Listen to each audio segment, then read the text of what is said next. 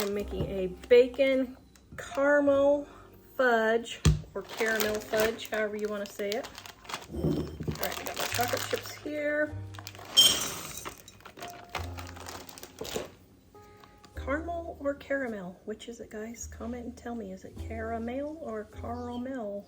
Now, this is a test recipe for my new 200 super easy candy and fudge recipes cookbook that's coming out, hopefully in September of 2026. Okay, I'm gonna melt these two together first.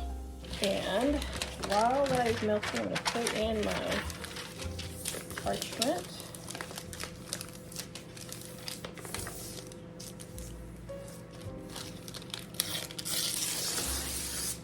Now this is my smaller fudge pan, so that it'll be a little bit thicker. Let's see if this has gone enough to melt.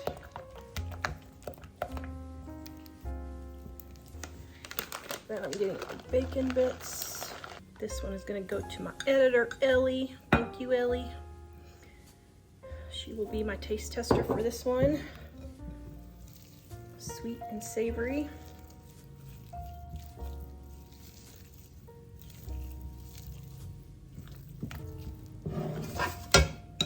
All right.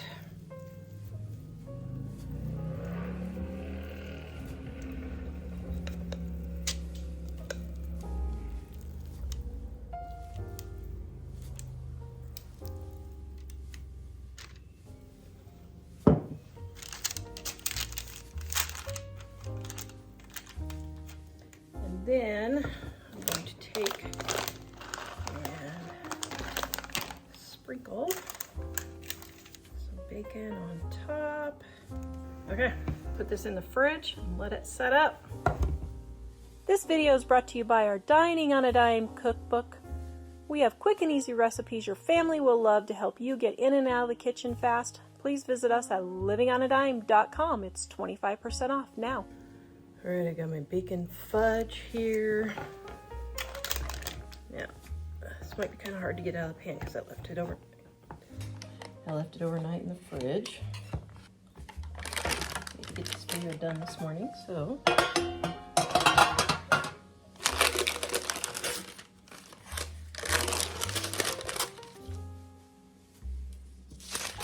Now, this was kind of soft yesterday, so what I'm gonna do is, it's stuck on a piece of bacon. This one was kind of soft, so, wait, I did put 3 cups in. Yeah, I'm pretty sure I did. I might change the recipe after I let it sit today a little bit, because it was a little too soft.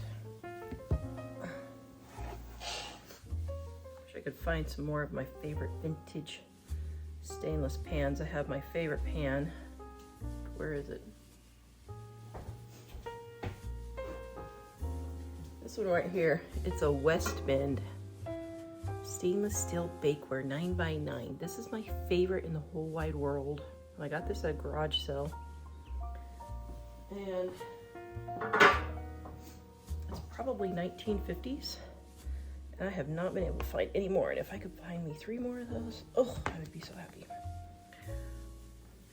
But alas, I keep shopping garage sales. Today is another garage sale day. I'm doing this before my mom comes over and we go hit the yard sales. Okay, now like I said, if this is still pretty soft after it warms up from being in the refrigerator, I am going to change the recipe, but let's see what chocolate bacon tastes like.